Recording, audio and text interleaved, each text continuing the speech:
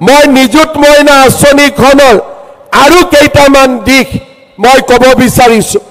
Degree first year second year first second third fourth semester এই আঁচনিখনৰ লগত জড়িত হৈছে। আজিৰ সভাতে আমি আকৌ সংকল্প লৈছোঁ যে ডিগ্ৰী থাৰ্ড ইয়াৰ ফিফ্থ ছেমিষ্টাৰত পঢ়ি থকা ছোৱালীসকলকো আমি নিযুত মইনা আঁচনি দিম। সেই সংকল্পও আজি আমি ইয়াতে ঘোষণা কৰিছোঁ। তাৰ লগে লগে অসমৰ পলিটেকনিক আৰু ITI যিসকল ছাত্ৰী অধ্যয়ন কৰি আছে, পলিটেকনিক আৰু ITI যিসকল ছাত্ৰীয়ে পঢ়ি আছে, তেওঁলোককো আমি নিযুত মইনা আঁচনি দিয়াৰ বাবে আমি সিদ্ধান্ত গ্ৰহণ কৰিছোঁ। ইয়াৰ ফলত নিযুত মইনা আঁচনিয়ে আৰু 1 লাখ কন্যা সন্তানক সামৰি ল'ব। আমি আমাৰ লক্ষ্য যেতিয়ালৈকে 10 লাখ ছোৱালীয়ে নিযুত মইনা আঁচনিৰ জৰিয়তে শিক্ষা গ্ৰহণৰ সুবিধা নাপাব, তেতিয়ালৈকে আমি আমাৰ লক্ষ্যত আগুৱাই গৈ থাকিম আৰু এই নিযুত মইনা আঁচনিৰ জৰিয়তে আমি এখন সুন্দৰ সমাজ নিৰ্মাণ কৰিম। আজি মই অনুভৱ কৰোঁ যে আমাৰ ছাত্ৰীসকলক আমি যিমান পুঁজি দিছোঁ সেয়া যথেষ্ট নহয়। কিন্তু অসমৰ দৰে দুখীয়া ৰাজ্য এখনত এফালে আমি বিকাশ কৰিব লাগিব, এফালে চৰকাৰে পুঁজি সংগ্ৰহ কৰিব লাগিব, দ্বিতীয়তে ইয়াৰ আমি সম্যক বিতৰণ কৰিব লাগিব। যেতিয়ালৈকে আমাৰ অসম শান্তিৰ অসম হৈ থাকিব, যেতিয়ালৈকে আমাৰ অসম সোণোৱালী হৈ থাকিব, যিখন অসমত উন্মাদনাৰ য'ত স্থান নাথাকিব, তেনে এখন সমাজ, তেনে এখন অসম দুপত দুপে আগবাঢ়ি যাব পাৰিব। আৰু আমি আমাৰ কন্যা সন্তান, পুত্ৰ সন্তান সকলোৰে বাবে আমি নতুন নতুন চিন্তা আমি কৰিবলৈ সক্ষম হ'ম। এই বছৰত আমি আৰু 2টা নতুন আঁচনি আনিছোঁ।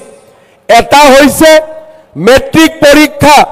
যিসকল ছাত্ৰ ছাত্ৰীয়ে এই বছৰ মেট্ৰিক পৰীক্ষা দিব, তেওঁলোকে যাতে কিতাপ পত্ৰ কিনিব পাৰে, পৰীক্ষাৰ বাবে নিজক সাজু কৰিব পাৰে।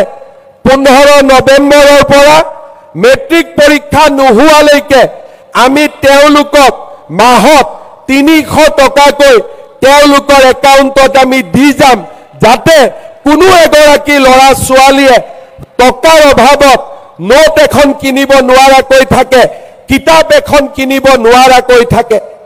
আজি নিযুত মইনা আঁচনি পোৱা ছাত্ৰীসকলক মই কি দিম নকওঁ, ফেব্ৰুৱাৰী মাহত মই আপোনালোকক আৰু এটা উপহাৰ দিম, যিটো উপহাৰে আপোনালোকক পঢ়িবৰ বাবে আৰু বেছি উৎসাহিত কৰিব। আজি মই নকওঁ, সেয়া মই ফেব্ৰুৱাৰী মাহত আপোনালোকক নিজে নিযুত মইনা আঁচনিৰ লগত আৰু এটা ভাল উপহাৰ মই আপোনালোকলৈকে পঠাম, যাতে আমি সকলোৱে নিজৰ পঢ়া শুনাত আমি সকলোৱে ধৈৰ্য আৰু মনোযোগেৰে সৈতে আগবাঢ়ি গৈ থাকিব পাৰিম। আজি আমাৰ সমগ্ৰ অসমতে 3.5 লাখ ছাত্ৰীয়ে আমাৰ এই সভাত উপস্থিত আছে। মই 3টা পৰামৰ্শ দিম। আমাৰ অসমত এটা ধাৰণা আছে যে ঘৰত যদি ছোৱালী, সেই ছোৱালীক আমি সোনকালে বিয়া দিব লাগে। বহুতে ভাবে যে ছোৱালীক বিয়া দিলে আমাৰ দেউতাকসকলৰ এটা ডাঙৰ দায়িত্ব পালন হ'ব। মই বিশ্বাস কৰোঁ আজি আমাৰ অসমত সেই পৰিৱেশ সলনি হৈছে আৰু সলনি হ'ব। মই আমাৰ ছাত্ৰীসকলক অনুৰোধ কৰিম, দেউতাক মাক যেনেকৈ সলনি হ'ব, আমিও দেউতা মাক আমি বিশ্বাস দিব লাগিব যে আমিও আমাৰ ভাইৰ দৰে, আমিও আমাৰ ককাইৰ দৰে, আমিও ঘৰখনৰ শ্ৰীবৃদ্ধিত আমিও একোটা ডাঙৰ ভূমিকা গ্ৰহণ কৰিব পাৰোঁ।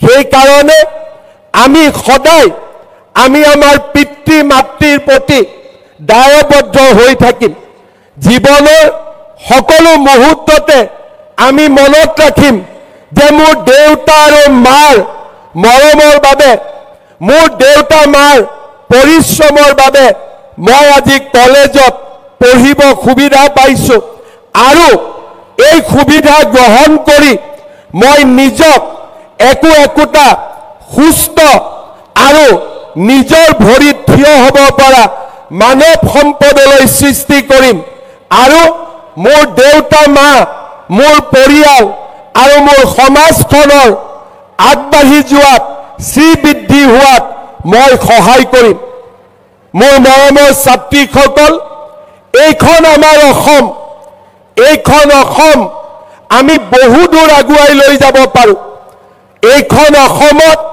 আজি আমাক এটা পৰিৱেশ লাগে যি পৰিৱেশত আমি স্নেহৰ কথা ক'ব পাৰোঁ মৰমৰ কথা ক'ব পাৰোঁ এখন আত্মবিশ্বাসী ৰাজ্য হিচাপে আমাৰ ৰাজ্যখনক সৃষ্টি কৰিব পাৰোঁ আজি আমাৰ সমগ্ৰ অসম নেতিবাচক চিন্তাৰে পৰিপূৰ্ণ হৈ থাকে এছাম হতাশগ্ৰস্ত লোকে নেতিবাচক চিন্তাৰে সমাজখনকো হতাশগ্ৰস্ত কৰিব খোজে মই বিশ্বাস কৰোঁ সেই নেতিবাচক চিন্তাৰ বিপৰীতে আমি অসমত এছাম ইতিবাচক চিন্তা কৰা মানৱ সম্পদৰ আমি ধ্বজা আগুৱাই লৈ যাব লাগে আন্ধাৰ সকলোৱে দেখে কিন্তু আন্ধাৰৰ মাজত কোনোবাই যদি মিঠাতেলৰ চাকি এটাও জ্বলাব পাৰে সেইজনে হৈছে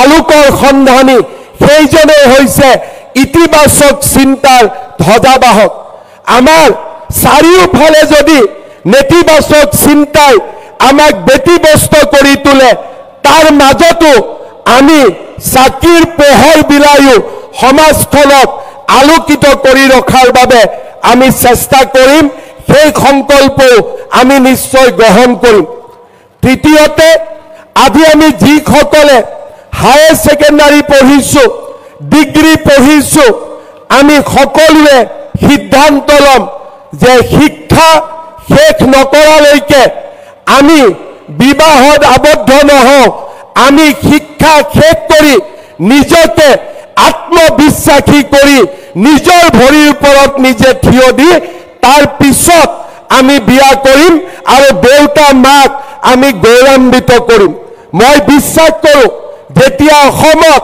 আন্ধাৰ হৈ থকা কেতিয়াবা যদি আন্ধাৰো হৈ থাকে আমাৰ ৰাজ্যখনত কেতিয়াবা যদি আমাৰ ৰাজ্যখন হতাশাৰে পৰিপূৰ্ণ হৈ থাকে কেতিয়াবা যদি আমাৰ ৰাজ্যখন কিবা কাৰণত বেদনাৰেও যদি পৰিপূৰ্ণ হৈ থাকে এই 3.5 লাখ ছাত্ৰীৰ উজ্জ্বল মুখ দেখি আমাৰ মনৰ মাজৰ পৰা হতাশা আঁতৰি যাব নেতিবাচক চিন্তা আঁতৰি যাব মমতা স্নেহৰ এক নতুন জলধাৰা সৃষ্টি হ'ব পুনৰ এবাৰ মই অসমৰ প্ৰতিগৰাকী নিযুত মইনা লাভ কৰা ছাত্ৰীকে মই আকৌ এবাৰ অভিনন্দন জনাইছো আৰু তোমালোকৰ পিতৃ মাতৃকো মই মোৰ প্ৰণাম জনাইছো